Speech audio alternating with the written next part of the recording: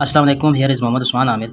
और आज हम क्वेश्चन करने जा रहे हैं कि अगर Z1 और Z2 कोई से दो कम्प्लेक्स नंबर हों और उनकी प्रोडक्ट का हम एज अ होल कांजुगेट ले रहे हों, तो हम ज़रूरत के मुताबिक कांजुगेट को सेपरेट कर सकते हैं, Z1 का कांजुगेट और Z2 का कांजुगेट। तो ये हमने प्रूव करना है।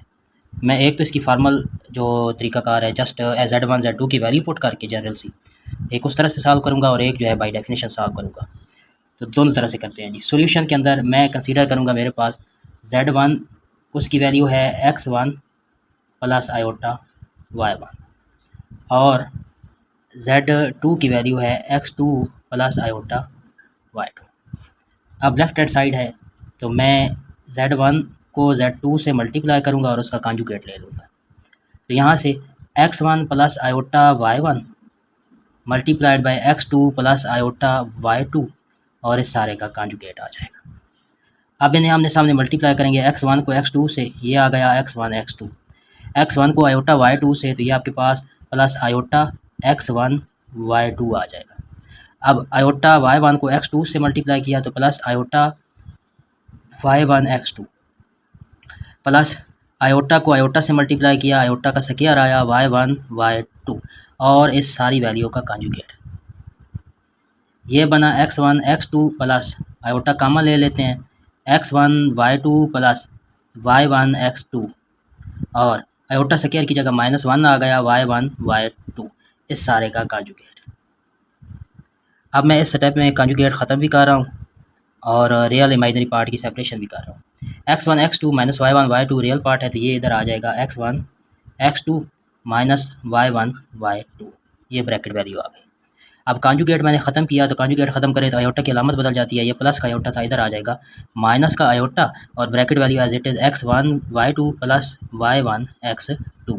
इसे मैंने एक्सप्रेशन 1 का नाम दे दिया, लेफ्ट हैंड साइड कह दें। अब राइट हैंड साइड ये है Z1 का कांजुगेट मल्टीप्लाइड बाई Z2 का कांजुगेट।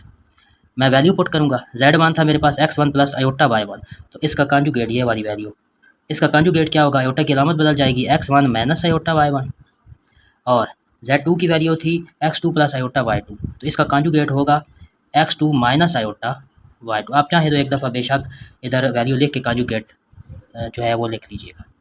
आमने सामने मल्टीप्लाई करते हैं तो मेरे पास x1 को x2 से मल्टीप्लाई किया एज इट इज़ आ गए दोनों प्रोडक्ट में, x1 को माइनस आयोटा y2 से मल्टीप्लाई किया तो माइनस आयोटा x1 y2 आ गया, माइनस आयोटा y1 को x2 से मल्टीप्लाई किया तो आयोटा y1 x2 आ गया, minus minus plus iota into iota, iota का स्क्वायर y1 y2 ये आ जाएगा एज इट इज़।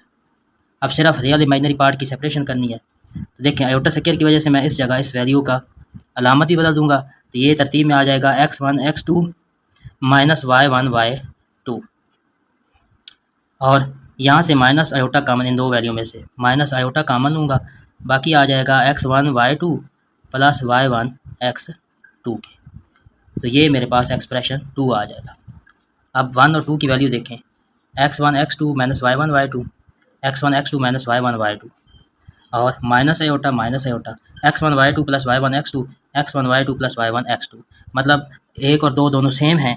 तो आप अगले स्टेप में लिखेंगे from 1 and 2, from 1 and 2 left hand side equals right hand side.